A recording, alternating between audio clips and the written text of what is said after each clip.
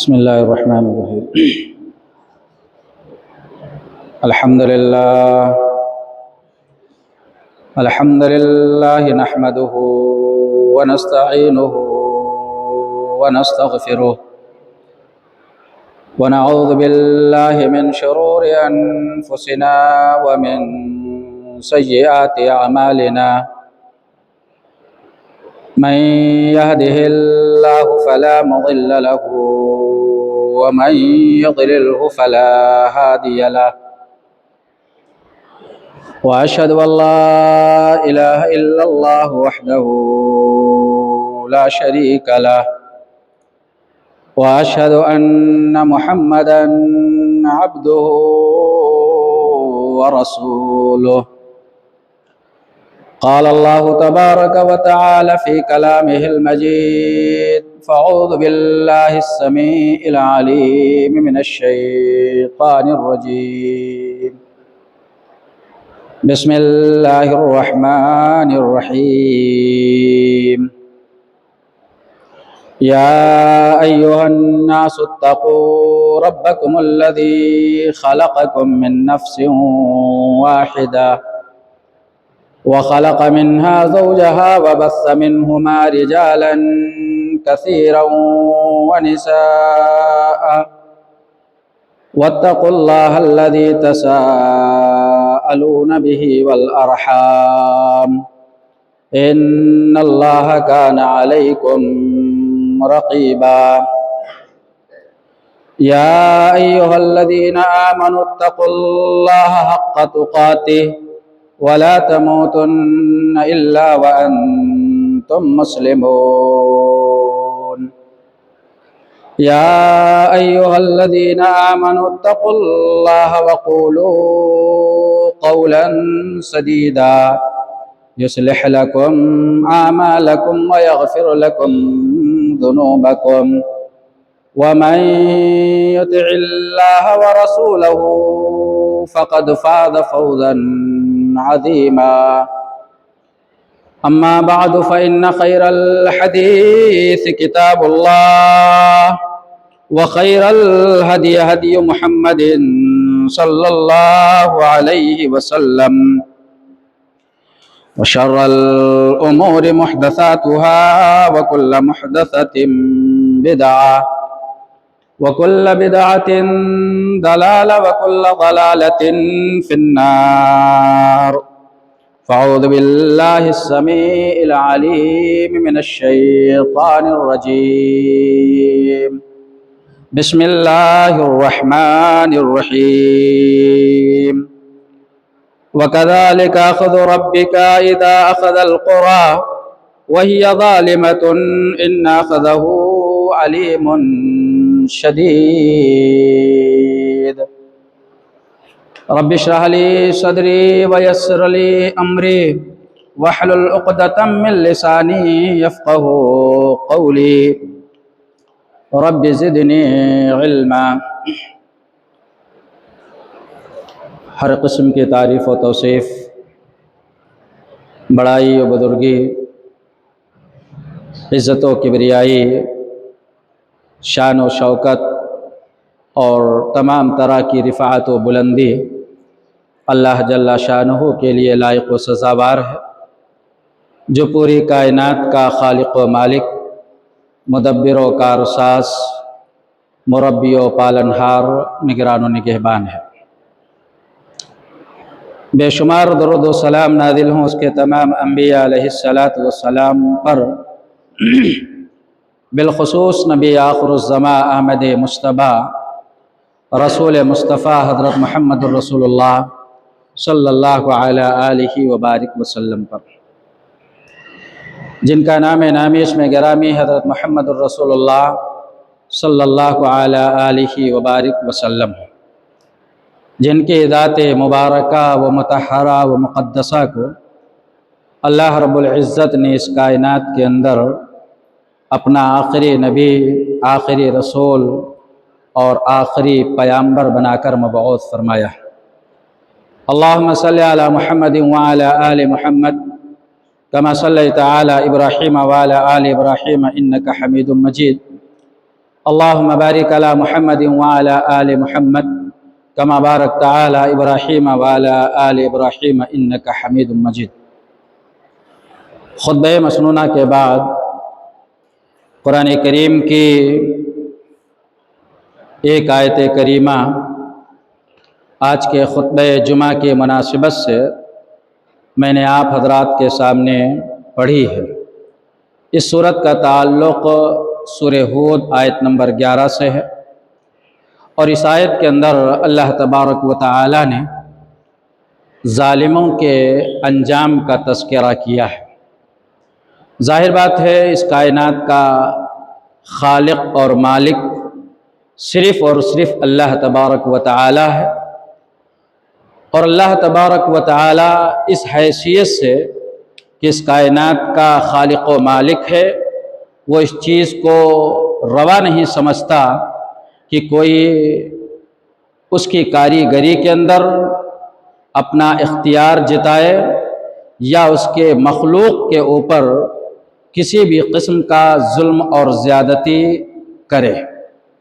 اللہ تبارک و تعالی بھی اس ظلم کو پسند نہیں کرتا، اور نہ ہی اپنے بندوں کے تعلق سے یہ چاہتا ہے کہ ہمارے بندے کسی ایک دوسرے پر ظلم کو اپنے لیے روا اور جائز سمجھیں۔ نبی اکرم صلی اللہ علیہ وسلم کی ایک بڑی پیاری حدیث ہے،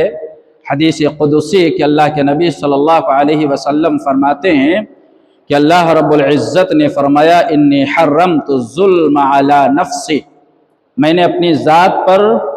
ظلم کو حرام کر دیا ہے۔ رب العالمین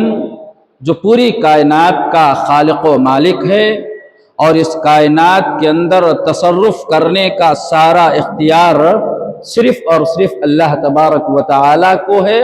لیکن اس کے باوجود اللہ تبارک و تعالی نے اپنے ذات کے لیے کسی پر ظلم کو حرام قرار دیا۔ انی حرمت الظلم علی نفسی، یہ اللہ تبارک و تعالی کے شایان شان نہیں ہے کہ وہ اپنے کسی بھی مخلوق پر ظلم کرے، کسی بھی مخلوق پر کسی قسم کی زیادتی کرے۔ ہاں، اللہ تبارک و تعالی اس کے اعمال کے مطابق، اس کی کارکردگی کے مطابق، اور اس کے زندگی کے نشیب و فراز کے مطابق جیسا جس کے اعمال ہوں گے، اس اعمال کے مطابق اللہ تبارک و تعالی بندوں کو سزا اور جزا سے ہمکنار فرمائے گا۔ فَمَن يَعْمَلْ مِثْقَالَ ذَرَّةٍ خَيْرًا يَرَهُ وَمَن يَعْمَلْ مِثْقَالَ ذَرَّةٍ شَرًّا يَرَهُ۔ اہل علم نے ظلم کے بہت سارے اقسام بیان کیے ہیں، لیکن جو ظلم عام طور پر ہمارے اور آپ کے درمیان متعارف ہے اور لوگ اس کو سمجھتے اور جانتے ہیں، اس کے نتیجے میں اہل علم نے ظلم کی 3 قسمیں بیان کی ہیں۔ ایک ظلم تو یہ ہے کہ انسان اپنے خالق، اپنے مالک، اپنے پیدا کرنے والے کے ساتھ ظلم کرے۔ وہ خالق جس نے انسان کو پیدا کیا ہے، پیدا کرنے کے بعد اس کے کھانے پینے، اس کے رہنے سہنے اور زندگی کے گزارنے کے اصول مرتب کیے ہیں، ایسا انسان اپنے خالق کے ساتھ، اپنے مالک کے ساتھ، اپنے پروردگار کے ساتھ، اپنے مربی کے ساتھ ظلم کرے۔ اور اسی ظلم کو ختم کرنے کے لیے اور اسی ظلم سے دور رہنے کے لیے حضرت لقمان علیہ السلام نے اپنے بیٹے کو نصیحت کرتے ہوئے یہ بات کہی تھی، یا بنیا لا تشرک باللہ ان الشرک لظلم عظیم۔ اللہ تبارک و تعالیٰ کبھی یہ پسند نہیں کرتا کہ بحیثیت خالق اور مالک ہونے کے ساتھ کوئی اس کے ساتھ کسی اور کو شریک بنائے، اس کے خلقت میں، اس کی کاریگری میں،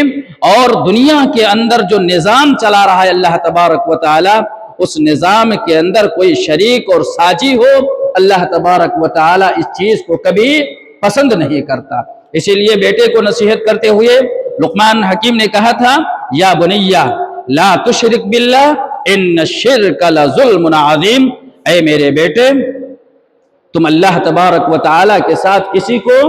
شریک اور ساجی نہ ٹھہرانا، اس لیے کہ یہ شرک، یہ ساجھے داری، یہ بہت بڑا ظلم ہے۔ تو ایک ظلم تو یہ ہے کہ آدمی اپنے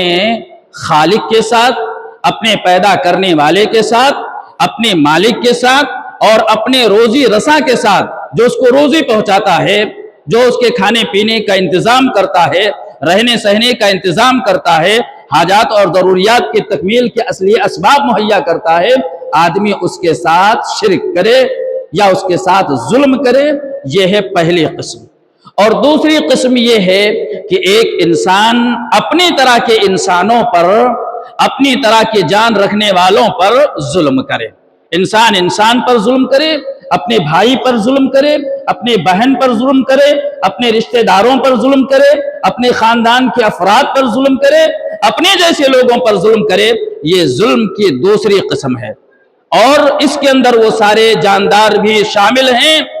جو مخلوق کی شکل میں، جو حیوان غیر ناطق کی شکل میں ہیں، چاہے وہ جانور ہوں، چاہے وہ درند ہوں، چاہے وہ پرند ہوں، کسی کے لیے اللہ تبارک و تعالیٰ نے یہ روا نہیں رکھا ہے کہ انسان اپنے جیسے کسی مخلوق پر کسی بھی قسم کے ظلم اور زیادتی کو روا رکھے اور اس کے اوپر ظلم کرے۔ یہ ظلم کی دوسری قسم ہے۔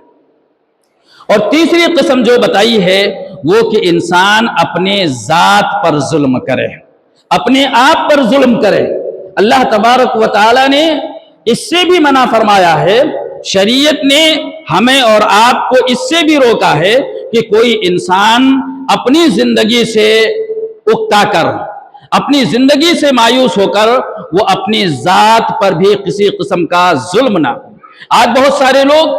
بسا اوقات نفسیاتی طور پر یا زندگی کے مسائل سے دوچار ہو کر اپنے آپ پر ظلم کر بیٹھتے ہیں، یا کبھی کبھی نیک عمل کو، جس کو شریعت نے نیک عمل نہیں قرار دیا ہے، لیکن اس عمل کو نیک عمل تصور کر کے وہ اپنے آپ پر ظلم کر بیٹھتے ہیں اور یہ سمجھتے ہیں کہ شریعت نے ہمارے اوپر ان ساری چیزوں کو لاگو کیا ہے یا یہ کہ ہمیں اس کا مکلف بنایا ہے۔ اسی لیے اللہ کے نبی صلی اللہ علیہ وسلم نے فرمایا، اتقوا الظلم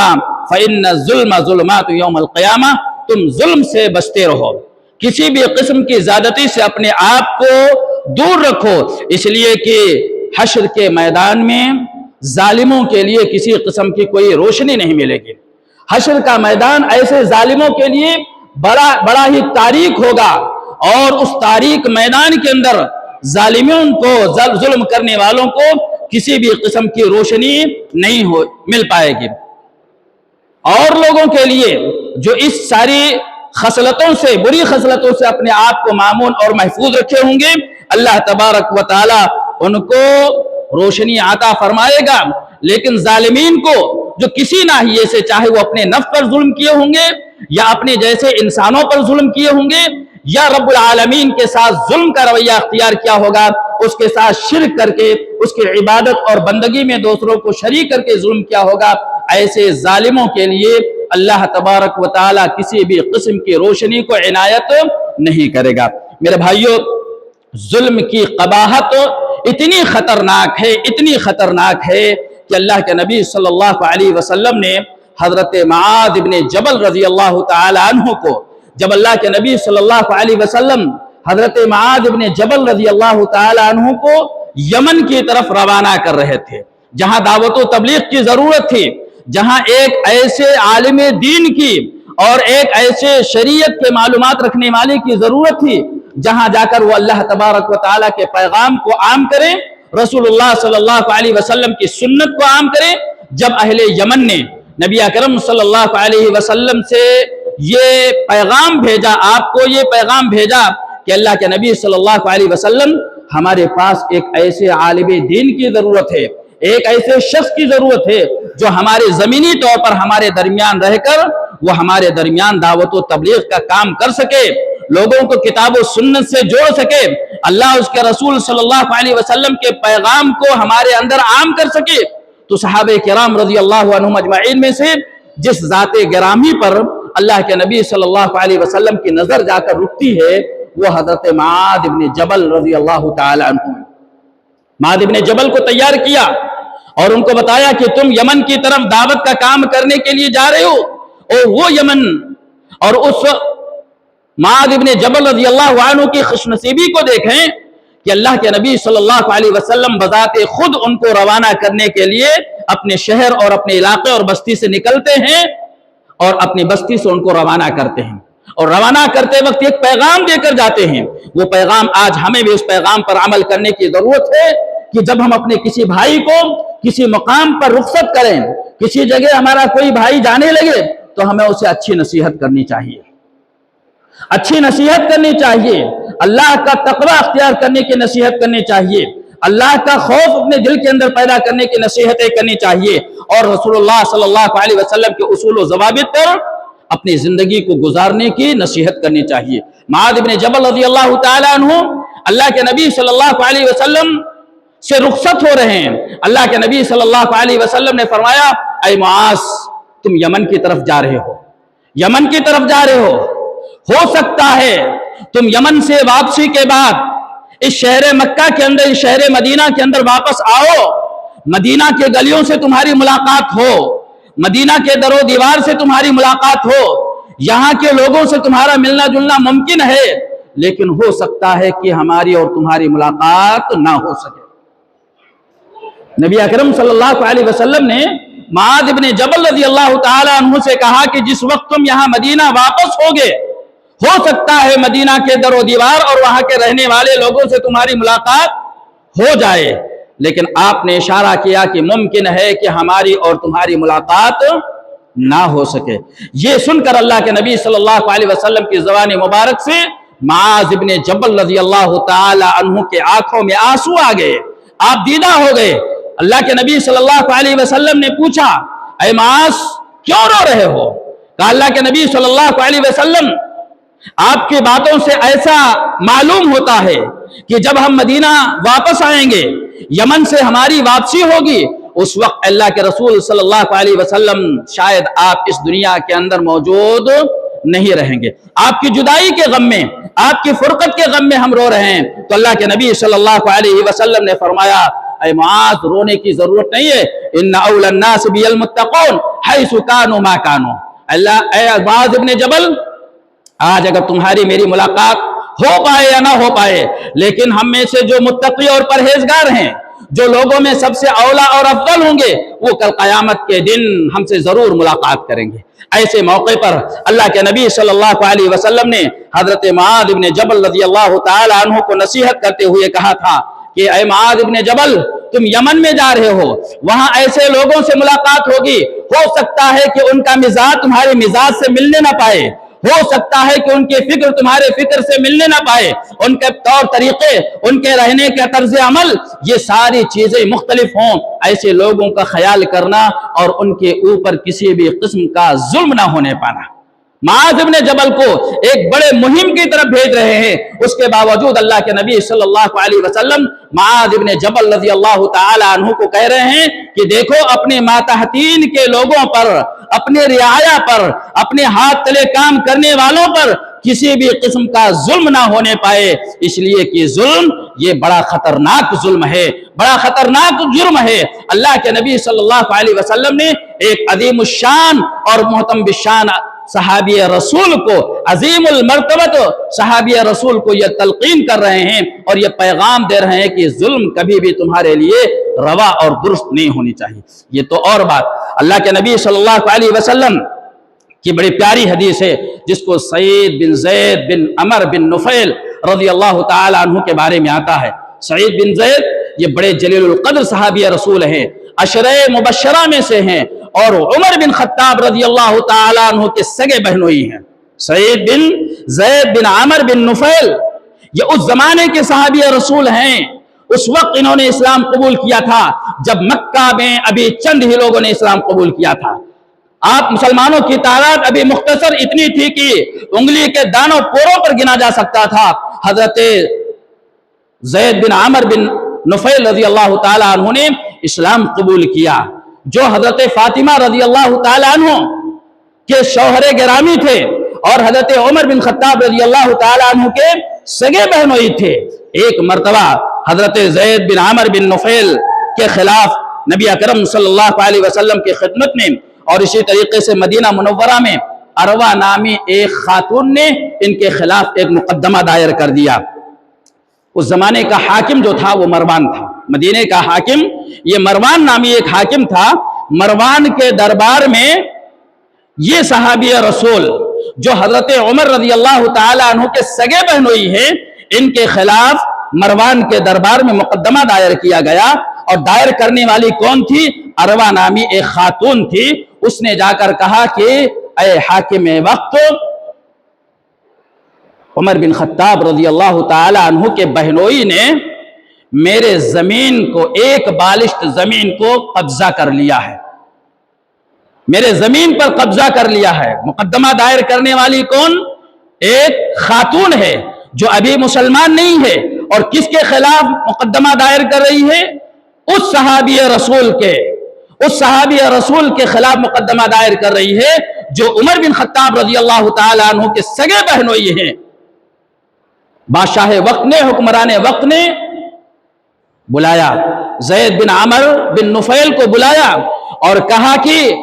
آج تمہارے خلاف ایک خاتون نے مقدمہ دائر کیا ہے، اور پتہ یہ چلا ہے کہ اس خاتون کے زمین کو تم نے ہڑپ کر لیا ہے۔ انہوں نے کیا جواب دیا؟ اے حاکم وقت، کیا تم یہ تصور کر سکتے ہو کہ میں نے ڈائریکٹ محمد رسول اللہ صلی اللہ علیہ وسلم کے زبانی مبارک سے یہ بات سنی ہے؟ من ظلم قید شبر طوقہ اللہ 70 ارضا، کہ جس کسی نے کسی کے ایک بالشت زمین کو ہڑپ لیا، ظلمن لے لیا، اس کو 7 زمین کا توق بنا کر اس کے گلے میں ڈال دیا جائے گا۔ یہ سننے کے بعد کیا میں کسی کے زمین پر قبضہ کر سکتا ہوں؟ کسی کے اوپر ظلم کر سکتا ہوں؟ حاکم وقت نے کہا مجھے اس کی امید نہیں تھی، لیکن میرا یہ کام تھا کہ جب ایک مدعی تمہارے خلاف یہ دعویٰ کر کے گئی ہے تو ایسے وقت میں تحقیق کرنا یہ میری اخلاقی اور دینی ذمہ داری تھی، اور تم سے مجھے یہی امید تھی کہ تم کبھی بھی اس طرح کا کام نہیں کر سکو گے۔ حضرت زید بن عامر بن نفیل نے جب یہ بات سنی تو انہوں نے کیا کہا؟ بڑا بہترین جملہ، اور ایک ایسی بددعا دی کہ جس بددعا کا نتیجہ اس خاتون نے اسی دنیا کے اندر دیکھ لیا۔ کیا کہا انہوں نے؟ فرمایا اللہم ان کانت کاذبۃ فامی بصرہا وجعل قبرہا فی بیتہا، کہ اللہ اگر یہ عورت جھوٹی ہے، اور حقیقت میں وہ جھوٹی تھی، اللہ رب العالمین کے حضور زید بن عامر بن نفیل نے یہ دعا کی، دعا کی شکل میں ایک بددعا تھی، اللہ تبارک و تعالیٰ سے دعا کر رہے ہیں، اور کیا کہہ رہے ہیں؟ اللہم ان کانت کاذبۃ، اے اللہ اگر یہ خاتون جھوٹی ہے، فامی بصرہا، تو اسی دنیا میں اس کو اندھا کر دے، اس کی بینائی کو کھینچ لے، اس کی بصارت کو سلب کر لے۔ بصیرت تو پہلے ہی ختم ہو گئی تھی، اگر اس کے اندر یہ بصیرت ہوتی تو اتنے جلیل القدر صحابی رسول کے خلاف وہ مقدمہ دائر نہیں کرتی اور جھوٹا الزام نہ لگاتی، لیکن انہوں نے یہ دعا کی اللہم ان کانت ہذہ کاذبہ، اگر یہ خاتون جھوٹی ہے اور حقیقت میں اس کی بات جھوٹ پر مبنی ہے، فامی بصرہا، تو اس کو اسی دنیا کے اندر اس کی بینائی کو سلب کر لے، وجعل قبرہا فی بیتہا، اور اس کے گھر میں ہی اس کی قبر کو تیار کر دے۔ کہتے ہیں کہ ابھی 1 مہینے کا بھی عرصہ نہیں گزرا تھا، 1 مہینے کا بھی عرصہ نہیں گزرا تھا، اللہ تبارک و تعالی نے اس کی بینائی کو سلب کر لیا۔ ظلم یہ زیادہ دن تک وہ اس کی زندگی نہیں رہتی ہے، ظلم کی زندگی پائیدار زندگی نہیں ہے، ظلم کا نتیجہ انسان اسی دنیا میں چکھ لیتا ہے، اور مظلوم جب اللہ تبارک و تعالی سے دعا کرنے پر تل جاتا ہے تو اللہ تبارک و تعالی کبھی بھی اس کی دعا کو رد نہیں کرتا۔ اسی لیے شاعر نے کہا کہ مظلوم کے دل کا ہر نالہ تاثیر میں ڈوبا ہوتا ہے، ظالم کو کوئی جا کر کہہ دے انجام ستم کیا ہوتا ہے، جب ظلم گزرتا ہے حد سے قدرت کو جلال آ جاتا ہے، فرعون کا سر جب اٹھتا ہے موسیٰ کوئی پیدا ہوتا ہے۔ ظلم یہ زیادہ دن تک نہیں، انسان اپنے طاقت کے بلبوتے، اپنی قوت کے بلبوتے، اپنے مال اور دولت کے بلبوتے، اپنی شہرت اور عزت کے بلبوتے ہو سکتا ہے اس دنیا کے اندر کسی پر حکمرانی کر لے، کسی پر ظلم اور زیادتی کا معاملہ رویہ روا رکھے، لیکن اس کی یہ ظلم اور زیادتی زیادہ دن تک نہیں چل سکتی ہے۔ جب مظلوم رات کی تاریکی میں رب العالمین سے اپنے رشتے کو اور اپنے تعلقات کو استوار کر لیتا ہے اور اپنا تعلق اللہ رب العالمین سے قائم کر لیتا ہے، تو اللہ تبارک و تعالی ایک چھوٹی سی آہ کو اپنے دربار میں شرف قبولیت عطا فرما دیتا ہے۔ چنانچہ زید بن عامر بن نفیل نے کہا، اللہم ان کانت کاذبہ، اگر یہ جھوٹی ہے تو اسی دنیا کے اندر اسے اندھا کر دے، اس کی بینائی کو سلب کر لے۔ اللہ تبارک و تعالی نے اس کی بینائی کو سلب کر لیا اور کیا کیا؟ وجعل قبرہا فی بیتہا، اور اس کے گھر کو ہی اس کی قبر بنا دے۔ چنانچہ جب وہ نابینا ہو گئی اروا، تو ایک دن اپنے سامان کو تلاشتے تلاشتے ایک زمین گھر کے اندر ہی کھدے ہوئے گڑھے کے اندر گری اور وہیں اس کی موت ہو گئی۔ دونوں چیزیں یہی دیکھ لی اس نے، آنکھ کی بصارت بھی اللہ تبارک و تعالی نے اسی دنیا کے اندر چھین لی اور سلب کر لی، اور خود اپنے ہی گھر میں کھدے ہوئے گڑھے کے اندر وہ فوری طور پر موت کی منزل تک جا پہنچے۔ میرے بھائیوں، علامہ عسقلانی رحمۃ اللہ علیہ، ابن حجر عسقلانی جو صحیح بخاری کے شارح ہیں، فتح الباری جنہوں نے لکھا ہے، انہوں نے ایک واقعہ نقل کیا ہے کہ انہوں نے کہا کہ ایک مرتبہ ایک شخص چیخ چیخ کر کہہ رہا تھا، اے لوگو تم کسی پر ظلم نہیں کرنا، اے لوگو تم کسی پر ظلم نہیں کرنا۔ کوئی اس سے مخاطب نہیں ہے، اس سے کوئی مخاطب نہیں، لیکن وہ اپنے آپ میں اور آنے جانے والے لوگوں کو سناتے ہوئے جا رہا ہے، اے اللہ کے بندو، اس روئے زمین پر رہتے ہوئے تم کسی پر ظلم نہ کرنا۔ سننے والے پریشان ہیں کہ آخر اس کا مخاطب کون ہے اور اس جملے سے یہ بتانا کیا چاہتا ہے۔ ایک شخص نے پوچھا کہ اللہ کے بندے کیا بات ہے؟ جو کوئی ملاقات کرتا ہے، جس کے سامنے سے تو گزرتا ہے، یہی جملے کہتے ہوئے چلے جاتا ہے کہ تم کسی پر ظلم نہ کرنا، کسی پر ظلم نہ کرنا۔ تو انہوں نے اپنے ایک واقعہ بیان کیا اور کہا، اللہ کے بندے،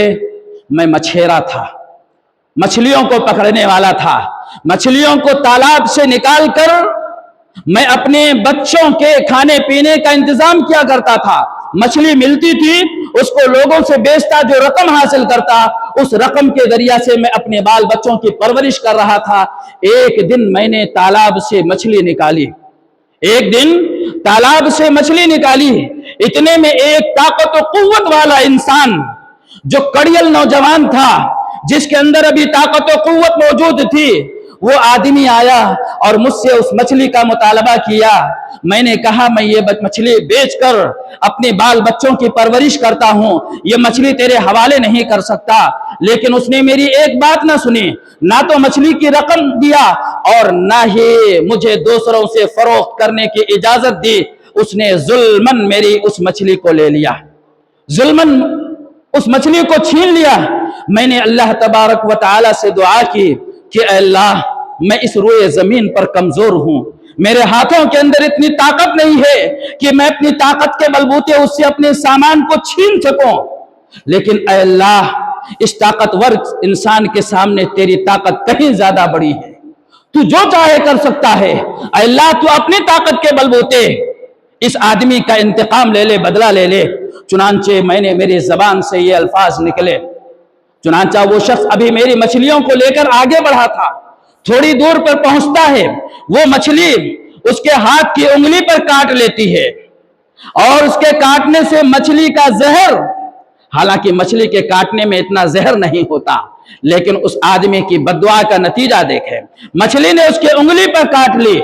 اور اس کا زہر پھیلتا گیا، گھر پر گیا، شام ہو گئی، رات گزاری، صبح کیا دیکھتا ہے، انگلی کا درد بڑھتا چلے جا رہا ہے۔ طبیب کے پاس پہنچا، طبیب نے معائنہ کیا، کہا یہ انگلی سڑنے کے قریب ہو گئی ہے، اس انگلی کو کاٹنا پڑے گا۔ چنانچہ اس کے انگلی کو کاٹ دی گئی۔ دوسرے دن رات گزرتی ہے، اس کا زہر پورے ہاتھ میں پھیل جاتا ہے۔ دوسرے دن طبیب کے پاس پہنچتا ہے، طبیب کہتا ہے کہ زہر پھیلتا جا رہا ہے، تمہارے ہاتھ کو کاٹنا پڑے گا۔ ہاتھ کاٹ دیتا ہے، ہتھیلی کٹ جاتی ہے، اس کا زہر ابھی بڑھتا چلے جا رہا ہے۔ تیسرے دن اس کا زہر کوہنی تک پہنچ گیا، طبیب کے سامنے پہنچتا ہے، اپنا منظر سامنے رکھتا ہے، طبیب کہتا ہے یہ زہر رک نہیں رہا ہے، آخر ماجرا کیا ہے، کیا تم نے کام انجام دیا ہے؟ چنانچہ اس نے اپنے کیے کا جائزہ لیا، اپنی کارکردگی کا جائزہ لیا۔ اس نے کہا ہو نہ ہو میں نے ایک شخص کے ساتھ ظلم کا رویہ اپنے لیے روا سمجھا تھا، کہیں ایسا تو نہیں کہ اس شخص نے مجھے بددعا دی ہے، کہا ہو نہ ہو اسی چیز کا نتیجہ۔ چنانچہ وہ آدمی جس نے ظلماً اس کی مچھلی کو لے لیا تھا، اس مچھیرے کے پاس پہنچا تلاشتے تلاشتے، اور کہا کہ اللہ کے بندے کل تم نے مجھ سے کیا کہا تھا؟ اور جب وہ دیکھتا ہے تو کیا دیکھتا ہے کہ اس کے ہاتھ کٹے ہوئے ہیں۔ اس نے لرزتی ہوئی زبان سے کہا، اس کی زبان لڑکھڑا رہی تھی، اور کہا کہ اللہ کے بندے کل جس حالت میں تو آیا تھا تیرے دونوں ہاتھ صحیح سلامت تھے، آج تیرے ہاتھ کٹے ہوئے ہیں، معاملہ کیا ہے؟ کہا ہو نہ ہو یہ تیری بددعاؤں کا نتیجہ ہے۔ کہا کل تم نے کیا کہا تھا؟ کہا میں نے کچھ بھی نہیں کہا تھا، صرف یہی کہا تھا اے اللہ تو اس منظر نامے کو اچھی طریقے سے دیکھتا ہے، تو طاقتور ہے، تو اپنے طاقت کے بلبوتے اس ظالم کا انتقام لے سکتا ہے، اس کے علاوہ میں نے کوئی بات نہیں کہی تھی۔ میں نے یہ دعا کی تھی اے اللہ آج اس نے اپنی طاقت کو مجھ پر استعمال کیا ہے، اے اللہ تو اپنی طاقت کو اس پر استعمال کر لے اور اس انتقامی کارروائی کر لے۔ اللہ تبارک و تعالی نے فوری طور پر اس مظلوم کی دعا اور بددعا کو سن لی، اور فوری طور پر اس کا نتیجہ اسی دنیا کے اندر سامنے آ گیا۔ میرے بھائیوں، ظلم کو ظلم معمولی نہ سمجھیں۔ یہ ظلم ایک معمولی بطور نظر آتا ہے، لیکن حقیقت میں اس کی گہرائی اور گہرائی اتنی گہری ہوتی ہے کہ آپ اس کا اندازہ نہیں کر سکتے۔ حضرت عثمان غنی ذی النورین رضی اللہ تعالیٰ عنہ کا نام آپ نے سنا ہوگا، خلیفہ ثالث، تیسرے خلیفہ، نبی اکرم صلی اللہ علیہ وسلم کے داماد رسول،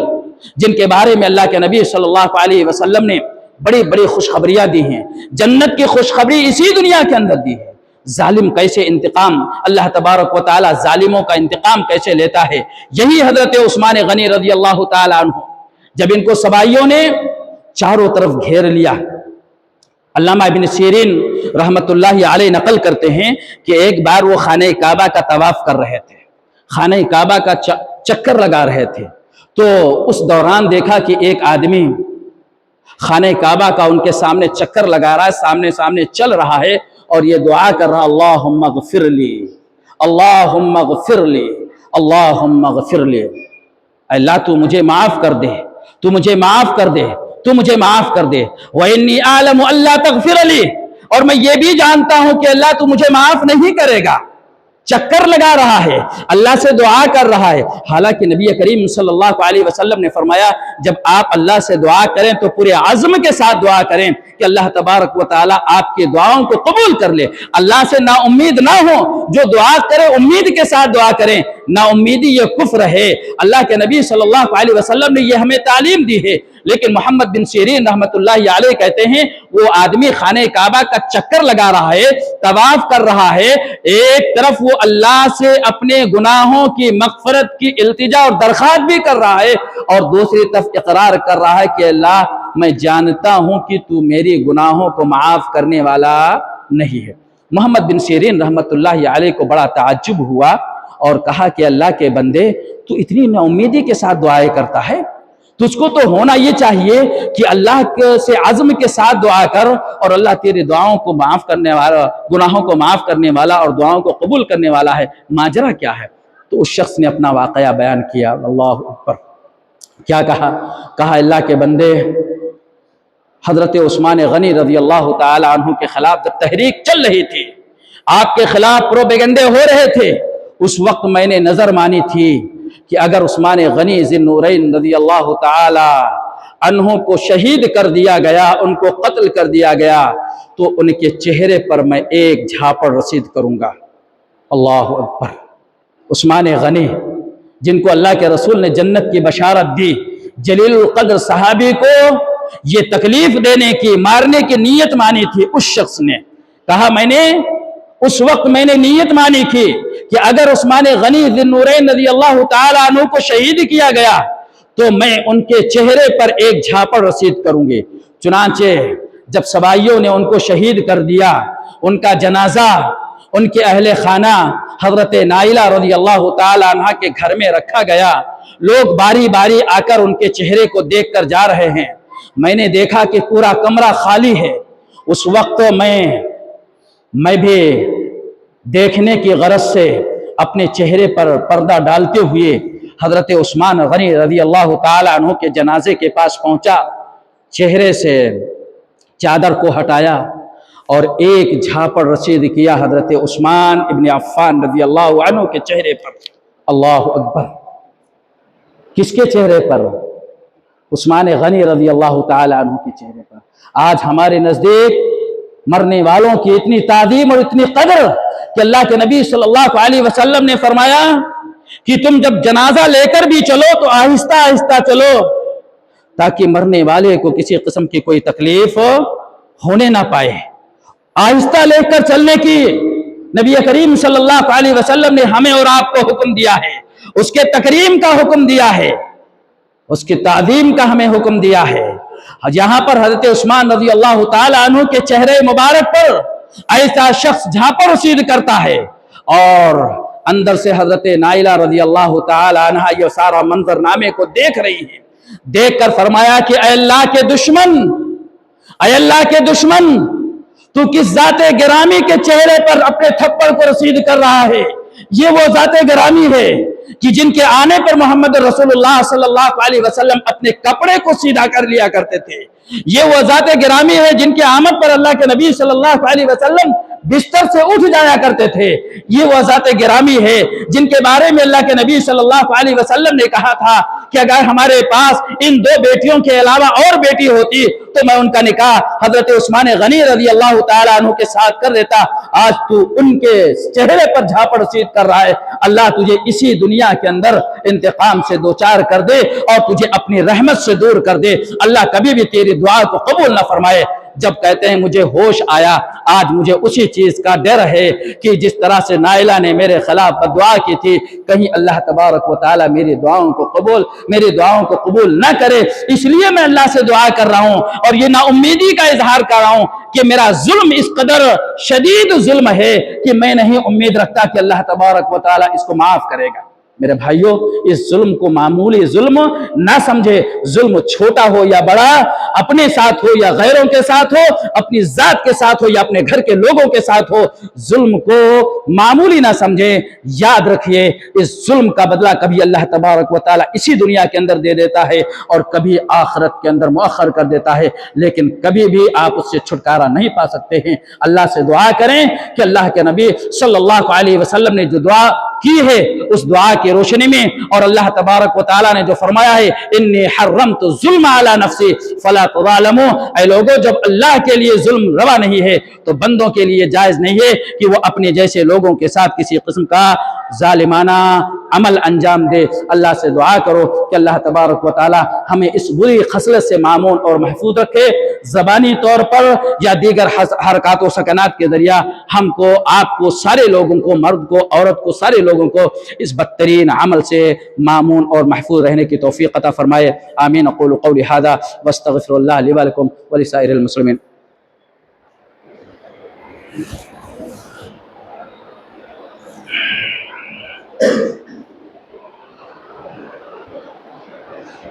الحمد للہ نحمده ونستعینه ونستغفره ونعوذ باللہ من شرور انفسنا ومن سیئات اعمالنا من يهده الله فلا مضل له ومن يضلله فلا هادي له واشهد ان لا اله الا الله وحده لا شريك له واشهد ان محمدا عبده ورسوله۔ قال الله تبارك وتعالى في كلامه المجيد فاعوذ بالله السميع العليم من الشيطان الرجيم ان الله وملائكته يصلون على النبي يا ايها الذين امنوا صلوا عليه وسلموا تسليما اللهم صل على محمد وعلى آل محمد كما صليت على إبراهيم وعلى آل إبراهيم إنك حميد مجيد اللهم بارك على محمد وعلى آل محمد كما باركت على إبراهيم وعلى آل إبراهيم إنك حميد مجيد۔ عباد الله رحمكم الله إن الله يأمر بالعدل والإحسان وإيتاء ذي القربى وينهى عن الفحشاء والمنكر والبغي يعظكم لعلكم تذكرون واذكروا الله يذكركم وادعوه يستجب لكم ولذكر الله تعالى أعلى جل وأتم أكبر والله يعلم ما تصنعون۔